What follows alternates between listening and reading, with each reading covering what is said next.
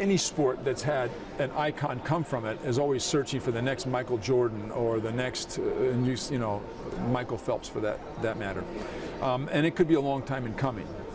It's human nature to want to know who's going to be the next star that we can follow, who's going to be the next inspiration for those in the sport of swimming or whatever the sport might be.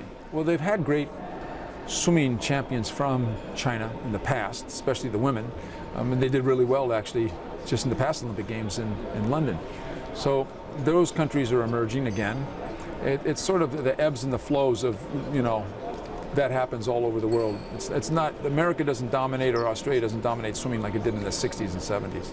Certainly the performance stands on its own merits. I mean, world record swims, she drops her time by seconds, from one year to the next. Obviously that might lead to suspicion. She was tested by the IOC and found to be drug-free. With that being said, we have to look at, but is the IOC testing for every drug that's a performance-enhancing drug out there? And the answer is, of course, they're not. And we know as a fact that a lot of the performance-enhancing drugs that they test for on that list are old school, that they haven't been taken by the elite athletes for years. So by design, you have to say to yourself, is it designed to let those fall through the cracks and not be found?